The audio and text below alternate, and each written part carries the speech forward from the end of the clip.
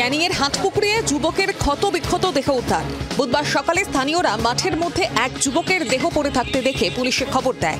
ক্যানিং থানা পুলিশ দেহ উদ্ধার করে ময়না তদন্তের জন্য পাঠায়।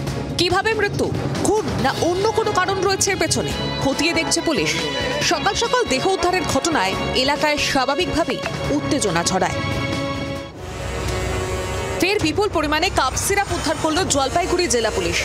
রাজগঞ্জ ব্লকের মাঝিয়ালি গ্রাম পঞ্চায়েতের ভুটকি এলাকা থেকে 10,631 বোতল কাপ সিরাপ উদ্ধার হয়েছে।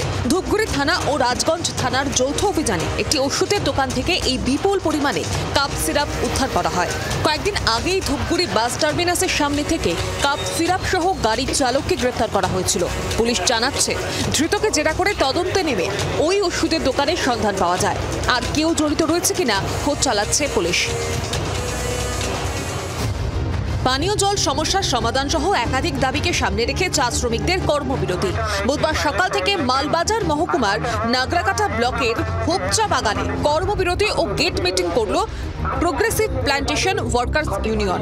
প্রায় 1 ঘন্টা পর্যন্ত বন্ধ রাখা হয় বাগানের কাজ। অভিযোগ, পানীয় জলের সমস্যা দীর্ঘদিনের, এমনকি নিত্য প্রয়োজনীয় সুযোগ সুবিধাও মিলছে না। বারবার কর্তৃপক্ষকে জানিয়েও কোনো লাভ হয়নি, তাই কর্মবিরতির সিদ্ধান্ত। আগামীতে বৃহত্তর আন্দোলনে হুঁশিয়ারি দিয়েছেন চা শ্রমিকেরা, যদিও কর্তৃপক্ষের কোনো প্রতিক্রিয়া এখনো পর্যন্ত পাওয়া যায়নি। তৈরি হবার 8 মাস পরেও তালাবন্ধ সুস্বাস্থ্য কেন্দ্র।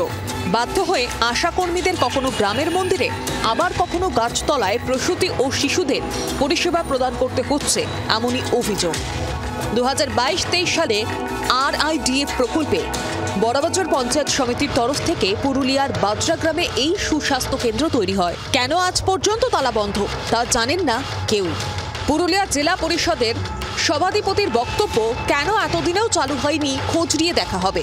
পুরুলিয়ার বিজেপি সাংসদ জ্যোতির্ময় সিং মাহাতো আবার রাজ্যের বেহাল স্বাস্থ্য ব্যবস্থার দিকেই আঙুল তুলেছেন।